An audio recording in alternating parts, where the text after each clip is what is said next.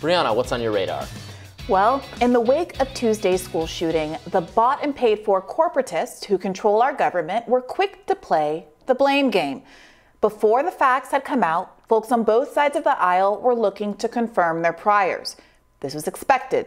It always happens, and it never makes anyone look very good. 2 days after the shooting, initial claims the shooter was wearing body armor and thus was able to get by heroic police officers were debunked. It seems now that the police officers may have been negligent, not only in their failure to stop the shooter, but in barricading the shooter into a fourth grade classroom for about an hour, where he proceeded to shoot everyone inside. Perhaps the most craven lie in the wake of the tragedy came from Representative Paul Gosar of Arizona, who propagated a baseless rumor that the shooter was a trans leftist. Some confusion around these events is expected, of course, and Gosar hardly represents the norm among average conservative media consumers just trying to make sense of a senseless tragedy. But there's one claim that doesn't seem to be going away, one that oddly tries to move the scene of the crime over 1,000 miles north from Texas to Chicago. Now, if I were Texas Governor Greg Abbott and I had spent my career advocating for lenient gun laws because I believed, as a matter of principle, that the Second Amendment requires that 18-year-olds be able to buy a gun on their 18th birthday, I'd simply own it. It is a technically defensible position, even though in the wake of 19 dead elementary school students, many people are debating whether it's a morally defensible one. But instead of taking responsibility for the consequences of his political position, he is blaming others. When asked about his stance on gun laws yesterday, he said this. There are, quote, real gun laws in Chicago. There are, quote, real gun laws in New York. There are real gun laws in California. I hate to say this, but there are more people who were shot every weekend in Chicago than there are in schools in Texas. And we need to realize that people who think that, well, maybe if we could just implement tougher gun laws, it's going to solve it. Chicago and LA and New York disprove that thesis. And so if you're looking for a real solution, Chicago teaches that what you're talking about is not a real solution. Now, this argument, it bothered me for a couple of reasons. First, I sort of think it's cowardly to try to downplay the consequences of the gun policies you're enthusiastic about, at least between school shootings. Every policy, even those I heartily support, create winners and losers. When you're governing a society filled with people who have diverse needs and interests, you're constantly doing balancing tests to try to make sure what you're doing causes more good than harm. But of course, there are always downsides, and the responsible adult thing to do is to simply own them. When you don't, you run the real risk of not accounting for all the harms at stake and being mistaken in your cost-benefit analysis. If you can't acknowledge that the consequence of lax gun laws is that sometimes school shooters make dead kids, then you're not going to be able to accurately assess the interests of everyone in the community you're responsible for. And that's dangerous. We might disagree on the underlying policy, but you cannot ignore the potential consequences. And do you know who demonstrated the kind of honesty I could respect in this situation? It's Bernie Sanders. One of my favorite political moments from a 2017 CNN Obamacare debate, it featured Bernie answering the question from a salon owner who asked him to confront the consequences of Obamacare expansion. She said she wanted to open new stores, but would be constrained by having to provide her workers with health insurance. Bernie didn't dodge the question. She didn't evade this direct interrogation from a voter. He simply owned the consequences of that policy. Take a listen to this. Under the controls of Obamacare, my business has been restricted from expansion. I'm from Fort Worth, Texas. I own 5 Fantastic Sam's hair salons. We employ between 45 and 48 employees. My original plan was to open more salons and employ more people. However, under Obamacare, I am restricted because it requires me to furnish health insurance if I employ more than 50 people. Unfortunately, the profit margin in my industry is very thin, and I'm not a wealthy person, so it's impossible for me to grow my business. My question to you, Senator Sanders, is how do I grow my business? How do I employ more Americans without either raising the prices to my customers or lowering wages to my employees? Let me give you an answer you will not be happy with. And that is, I think that for businesses that employ 50 people or more, given the nature of our dysfunctional healthcare system right now, where most people do get their health insurance through the places that they work, I'm sorry. I think that in America today, everybody should have health care. And if you have more than 50 people, you know what? I'm afraid to tell you, but I think you will have to provide health care. Bernie said, look, you're not going to like it, but workers need health insurance more than business owners need to increase profits. That's his pitch, at least, of course, in the Obamacare context. In a Medicare for all world, businesses would save a ton of money from having to pay employer-based health insurance at all. It wouldn't be on their plate at all. But look, the point is you don't have to agree with Bernie. Many people who are not ideologically aligned with Bernie, however, respect him because he owns the consequences of his policies and is honest about his redistributive goals. Abbott, on the other hand, seems confused about what personal responsibility means. Not only does he seem unwilling to state that repeated school shootings are the price he's willing to pay for his gun policy, he shifts focus to Chicago. And he's not the only one that's been playing the Chicago game. Here's Sean Hannity yesterday. We had 28 people shot in Chicago last week. By the way, that's on the low side for a typical weekend there. No one on the left ever talks about it. They don't seem to care.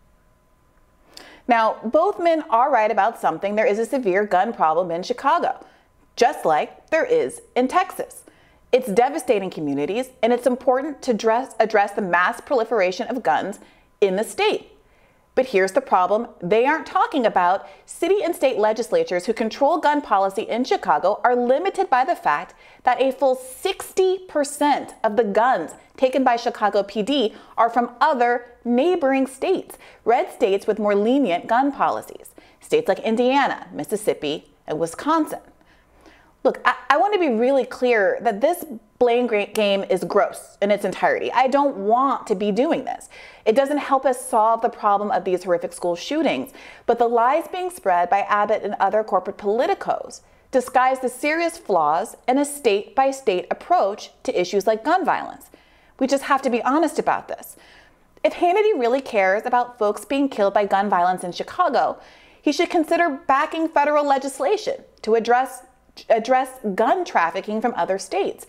He might also reserve some critique for 8 out of 10 of the deadliest cities in America for gun violence that are, in fact, red states. In fact, so many of the guns that end up in the hands of gang members and felons in Chicago come from one particular Indiana gun store 10 miles from the Chicago border that the city of Chicago sued it, alleging that it ignored suspicious behavior like large volume purchases, cash payments, and staggered visits that are done to avoid multiple sale reporting requirements. So whatever you think of that lawsuit or Chicago gun laws, it is dishonest to ignore the red state roots of much of Chicago's gun problem while opportunistically using Chicago to deflect from the murdered children in your own state. Doing so is not going to help us collaboratively solve the problem. To do that, we have to be honest about the consequences of our actions. Now, one last thing about Abbott's statement, he argued that tougher laws like the ones in Chicago wouldn't solve the problem. And I've explained why it's not clear that that's even true. Porous state borders muddy the waters. But even if he were right, I struggle to see how this isn't an argument against almost any law. What if I told someone concerned about illegal border crossings that there was no point passing tougher immigration legislation because desperate people were going to cross the border anyway? Would Abbott accept that logic? Pro-choice advocates often point out that banning abortion won't stop abortion. It will just lead to less safe abortions. But this argument doesn't seem to convince those who want to ban abortions. Now, I'm open to the idea personally that a whole range of reforms outside of gun restrictions are necessary to address our gun violence problem. There's obviously something going on with young men, and it feels like the root of so many problems we're dealing with now. The so-called disinformation crisis, hyperpolarization, and racial violence like we saw in Buffalo a little over a week ago, all stem from a diminishing sense of American community. We don't trust each other, and we're growing increasingly convinced that we have to shuffle through life on our own, defensive and protective of only our own. But the advancements we've made as a community, as humans, and as Americans haven't come by treating our fellow men as strangers. We have to learn to trust each other, and that means being honest about the limitations of gun control policy, being open to a yes and approach that targets many of the factors at play here, including mental health care, and owning that there are consequences. There are consequences to allowing kids to buy AR-15s on their 18th birthdays. I kind of want to talk about that Bernie clip. Salon owner wants to offer a, here's what I will pay you to work in my salon. Here's what I will give you. The salon employee says, that's fine for me. And you and Bernie want to come here and say, nope, this is not okay. This deal you've worked out. Not satisfactory. I understand that you're a libertarian and that you don't believe in a minimum wage of any kind and you should send children down the mines and all of that. But as an American community, we've established there should be certain workplace standards, that there's a minimum wages, that we have OSHA protections and the like. And that health insurance is such a basic right. If you cannot afford, she has over 50, she's borderline on having 50 employees. This is not the tiniest business in the world.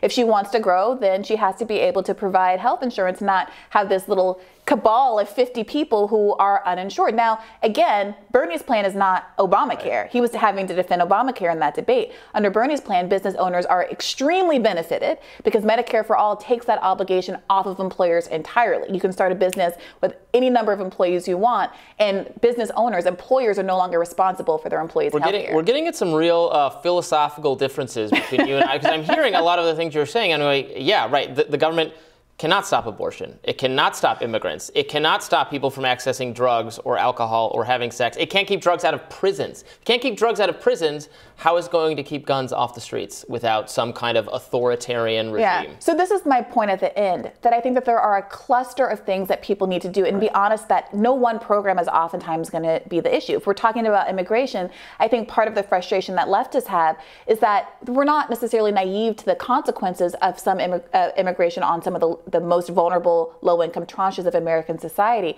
But when you ignore the role that American interventionism has played in creating horrors in other countries around the world that have caused people to flee, it seems very hypocritical to say we've created this mess and now we want no responsibility for it, right? So it's about having a more holistic approach to some of these problems. And it's certainly true that Republicans who say, yeah, we can't do anything about guns, these policies won't work, which I agree with that, but then turn around and say, but we need the government to shepherd this massive cultural, medical, psychiatric change in how the spiritual health of young men is. And that's what we need to do. That doesn't sound any more doable. In fact, it sounds much less doable. Right, and it's in bad faith too, because I don't think there's any actual legislation that's being proposed to improve mental health. But I appreciate that we're getting down to brass tacks and finding the root of our disagreements here, Robbie. But I am definitely looking forward to your radar next.